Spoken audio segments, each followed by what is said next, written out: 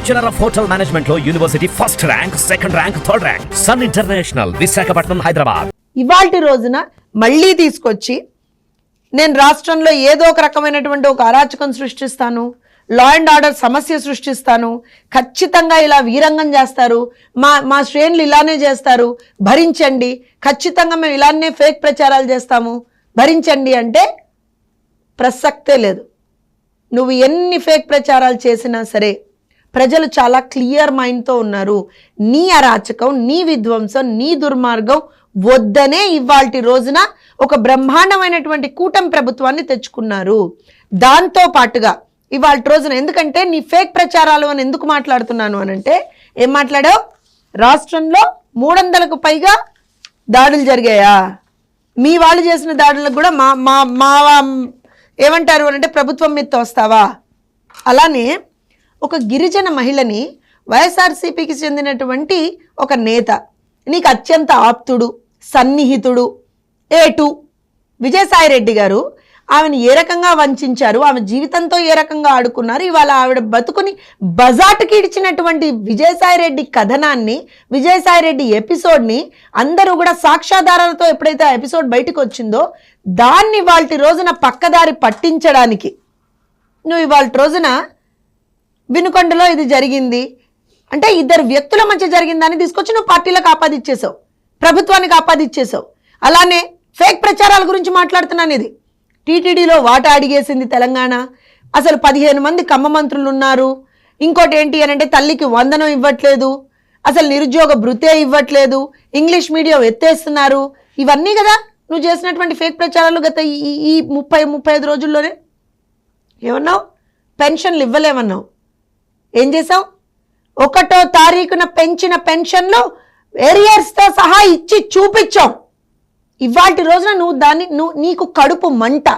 ప్రజలు సంతోషంగా ఉంటే నువ్వు తట్టుకోలేవు, ప్రజలు ఆనందంగా ఉంటే నువ్వు తట్టుకోలేవు. అందుకే రాష్ట్రంలో అరాచకం సృష్టిద్దామని మళ్ళీ ప్రయత్నిస్తున్నావు. ఖబర్దార్ జగన్మోహన్ రెడ్డి, ఇవాల్టి రోజున నీ పార్టీ ఎంపీ మిథున్ రెడ్డి చేసింది కూడా అందరూ చూశారు. ఖచ్చితంగా చెప్తున్నావు, ఏదైతే నువ్వు ఇవాల్టి రోజున ఒక అరాచకం సృష్టిద్దామని ప్రయత్నిస్తున్నావో, ఫేక్ ప్రచారాలతో ఏదో సాధించుకుందామని ప్రయత్నిస్తున్నావో, లిటరల్ గా ప్రజలు నిన్ను ఆల్రెడీ అసహించుకున్నారు, ఈడ్చికొట్టారు. 151 నుంచి 11కు తన్నారు నిన్ను. రేపు పొద్దున పులివెందుల ఎమ్మెల్యేగా కూడా మిగలవు నువ్వు. ఈ రకంగా మాత్రం చేస్తే అక్కడ కూడా ఓడిచ్చేస్తారు నిన్ను ప్రజలు. ఇది గుర్తుపెట్టుకో జగన్మోహన్ రెడ్డి. ఇవాల్టి రోజున అక్కడ మిథున్ రెడ్డి గారి ఇష్యూలో జరిగినటువంటి విషయానికి వచ్చి మాట్లాడుతున్నావా? ఏం మాట్లాడుతున్నావు? ఒక ఎంపీ అసలు స్వేచ్ఛగా తిరగలేకపోతున్నాడా? గుర్తుందా జగన్మోహన్ రెడ్డి? ఇదే నువ్వు అధికారంలో ఉన్నప్పుడు, ముఖ్యమంత్రిగా ఉన్నప్పుడు, ఆనాటి మాజీ ముఖ్యమంత్రి వర్యులు, ప్రతిపక్ష నాయకుడు చంద్రబాబు నాయుడు గారు ఒక బాధితుడి దగ్గరికి వెళ్ళి నీ చేత వంచబడి, నీ చేత హత్యకు గురైనటువంటి, నీ చేతే అంటా నేను, నీ కార్యకర్తలు చేసిన దాన్ని, నీ చేత హత్యకు గురించైనటువంటి ఒక కుటుంబాన్ని పరామర్శించడానికి వెళ్దామనుకుంటే గేట్లకు తాళాలేసావు. గుర్తుందా జగన్మోహన్ రెడ్డి? గేట్లకి తాళాలేసావు నువ్వు. ఇవాళ అదే మా ప్రభుత్వంలో ఇవాల్టి రోజున నిన్ను వెళ్తాను, ప్రతిపక్ష నాయకుడు కాకపోయినా సరే, ఎందుకంటే ప్రతిపక్ష హోదా నీకు లేదు కాబట్టి, ఆ పార్టీ అధినేతగా నువ్వు వెళ్తాను అని అంటే సెక్యూరిటీ ఇచ్చి అన్నీ ఇచ్చి పంపిస్తే మళ్ళీ నిందలేస్తావా? ఇక్కడ ఇంకొక విషయం, ఫైనల్గా ఒక విషయం చెప్తాను. నీ పార్టీ ప్రభుత్వంలో ఉన్నప్పటి నీ కమిట్మెంటు, మా కూటమి ప్రభుత్వం కమిట్మెంట్కి ఎంత డిఫరెన్స్ ఉందో చెప్తాను.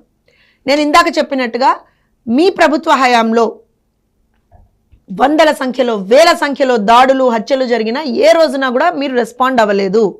నేను ఇందాక చెప్పినట్టుగా 32 మంది బీసీలను చంపినా, 11 మంది ముస్లిమ్స్ని చంపినా, 27 మంది ఎస్సీలను చంపినా ఏ రోజున మీరు రెస్పాండ్ అవ్వలేదు. కనీసం కరెక్ట్ కేసులు కూడా మీరు పెట్టలేదు. కానీ ఇదే వినుకొండ ఇష్యూ జరిగినటువంటి వెంటనే ఆ అక్యూజ్డ్ ఎవరైతే ఉన్నారో అతన్ని ఇమీడియట్గా అరెస్ట్ చేయడం జరిగింది, అతని మీద ప్రాపర్ కేసెస్ పుటప్ చేయడం జరిగింది, అతన్ని రిమాండ్కి పంపించడం జరిగింది. ఆ కేసుని క్షుణ్ణంగా ఇవాళ రోజున పోలీసులు కూడా ఎంక్వైరీ చేస్తున్నారు. సో పోలీసులు కూడా దానికి సంబంధించినటువంటిది, ఇది ఒక ఇద్దరు వ్యక్తుల మధ్య సమస్య, పర్సనల్ ఎనిమాసిటీ ఉంది అక్కడ, ఏ పార్టీకి అఫిలియేషన్ లేదు అన్న తర్వాత కూడా నువ్వు గనక దీని నుంచి రేపొద్దున్న నేను పోయి అసెంబ్లీ అడ్డుకుంటా, గవర్నర్ ప్రసంగాన్ని అడ్డుకుంటా, ఢిల్లీ పోయి ధర్నా చేస్తా, ఏంటిది చిన్నపిల్లల అట్లా? చిన్నపిల్లలు అట్లా జగన్మోహన్ రెడ్డి ఒక బాధ్యత కలిగినటువంటి ఒక ఎమ్మెల్యేవేనా నువ్వు? ఒక బాధ్యత కలిగినటువంటి ఒక అధికార ఏమంటారు అని అంటే ఇవాళ రోజున మొన్నటి వరకు అధికారంలో ఉండి ఇవాళ అధికారం కోల్పోయి ప్రజల చేత చిత్కరింపబడినటువంటి ఒక ఎమ్మెల్యేగా ఒక పార్టీ అధినేతవేనా నువ్వు? అనాలిగా, మేము కూడా ఈ మాటలు అనాలిగా. ఎందుకంటున్నావంటే ఇంత జరిగినా సరే నీ ఫేక్ ప్రచారాలు ఆడకుండా నీ ఫేక్ ప్రచారాలు ఆపకుండా ఏదైతే నువ్వు ఇవాళ రోజున ఏదో సాధిద్దాం అనుకుంటున్నావో అందులో అట్టర్ ఫెయిల్యూర్ అవుతావు. ఎలా అయితే మొన్న దొంగ హామీలు, అబద్ధపు హామీలు ఏవో ఇచ్చేసి మాట్లాడదాం మళ్ళీ ప్రభుత్వంలోకి వచ్చేద్దాం అనుకున్నావో, ప్రజలు ఏ రకంగా అయితే చీత్కరించుకున్నారో ఇవాళ నువ్వు చేసే ఈ డ్రామా ఏదైతే ఉందో ప్రజలందరూ కూడా కాండ్రించి ఉమ్మేసేటువంటి ఒక పరిస్థితి తీసుకొచ్చున్నావు జగన్మోహన్ రెడ్డి. మళ్ళీ చెప్తున్నావు, కూటమి ప్రభుత్వం మీద నువ్వెంత విషం చిమ్మినా సరే పెరిచేది లేదు, తగ్గేది లేదు. ఖచ్చితంగా ప్రజలకి మంచి చేయడానికి అధికారంలోకి వచ్చాం, ప్రజలకి మంచి చేస్తాం. ఏదైతే నువ్వు ఇవాళ రోజున రాష్ట్రంలో ఒక శాంతి భద్రతల సమస్య తీసుకొద్దామని ప్రయత్నిస్తున్నావో ఇందులో నువ్వు అట్టర్ ఫెయిల్యూర్ అవబోతున్నావు, గుర్తుపెట్టుకో జగన్మోహన్ రెడ్డి.